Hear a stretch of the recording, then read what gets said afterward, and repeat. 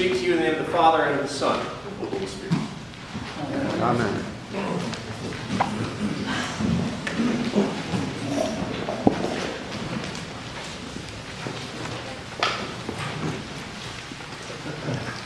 I was in 4th grade the first time I was sent to the principal's office. I only vaguely remember the occasion of misbehavior that landed me there. But I distinctly remember the fear that I had as I made my way down the hall with a note from the teacher explaining what I had done. It was a very lonely walk. And when I entered the school office, the secretary told me I had to go wait in the principal's office until he got back. And after what felt like an hour, but was probably nothing more than 5 minutes, the principal walked in and asked me what was going on. I handed him the note, and I think I then told him what I had done.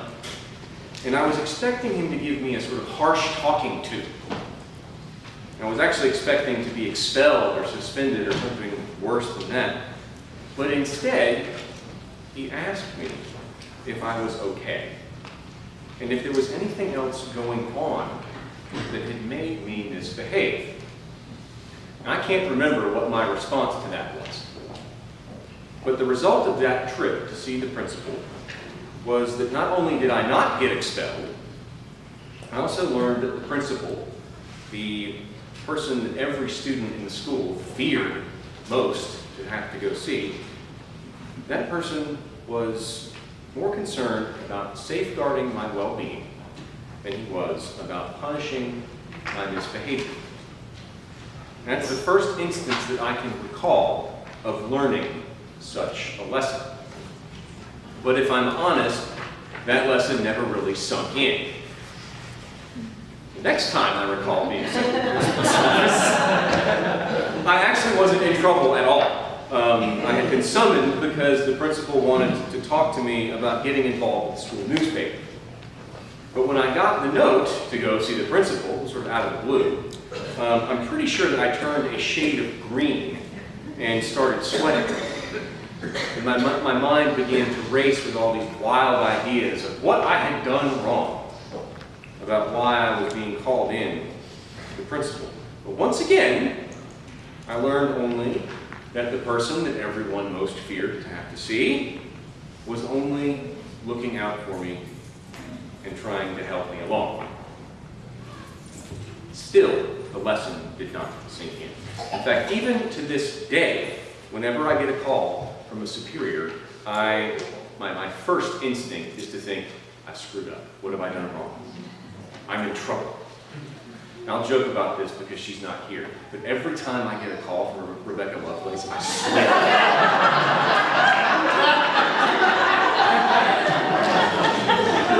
But I'm never right. She never calls to reprimand. She never calls to school. So, now I tell you all this in good humor, right? But I really think that the habitual attitude of I must be in trouble is actually a burden that a lot of us carry. And it's a hurdle that a lot of us struggle to get over. We can make light of it. Some of you have heard me say, expect the worst so that when the best happens, you can be pleasantly surprised.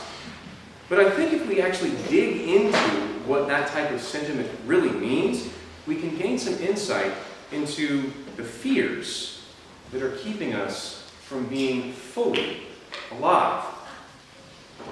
Now, in the gospel lesson from this morning, Jesus is talking about what has popularly become known as the end times. And he says that one of the indicators of these so-called end times will be that signs in the natural world will fill people with distress and confusion, and that people will be so afraid about what's going on in the world that they will literally faint. I want to note here the specifics of what this passage from the gospel actually says. Note that it does not say that God will use natural signs to make people afraid or to punish them.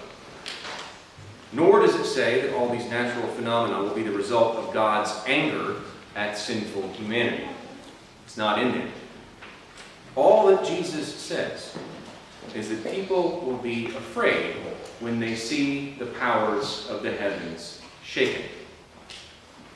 Which has been true for pretty much the entirety of human existence and will go on being true for the rest of it, until the end of time. As most of us here know, there is nothing like a natural disaster that can make you realize just how not in control of life you are. And in the face of things that are out of our control, it's really easy to get caught up in the fear that we begin to think we're being punished for having done something wrong. It's sort of a way of controlling that which we can't control. In the face of things that are out of our control, it's also easy to just give up and numb ourselves to fears that might otherwise overwhelm us. But Jesus says that instead of being caught up in fear, or in the mere avoidance of fear, we need to relinquish our fears so that we will be able to raise our heads and stand before him when he comes again to bring about the redemption of all things. The message of the entire Advent season is that we're not supposed to be afraid of Jesus' coming. Jesus' return is not about the destruction of all things with fire and brimstone and death and judgment and terror all around. Those who cling to such ideas, in my opinion, are actually not being faithful to the gospel message because they're doing nothing more than holding fast to the burden of fear and the expectation of punishment. That's what Jesus is calling us to let go of. Jesus' return is about God making good on God's promises to humankind. But we're bad at learning this lesson.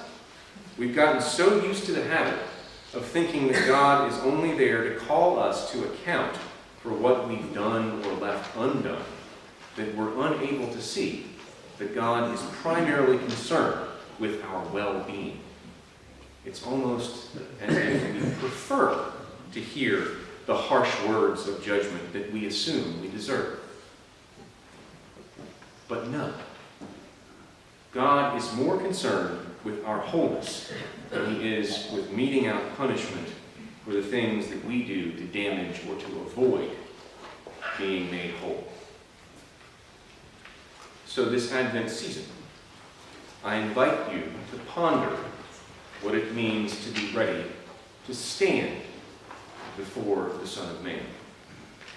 I invite you to take some time each day thinking about what fears are weighing you down and preventing you from lifting up your head in the joyful expectation of Jesus' coming.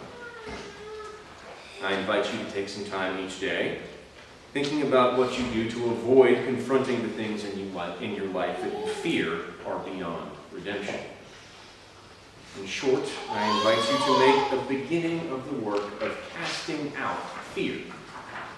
Because it is only by casting out fear that we will be able to see the coming of Jesus as the joyful arrival of God's kingdom that it really is. Amen.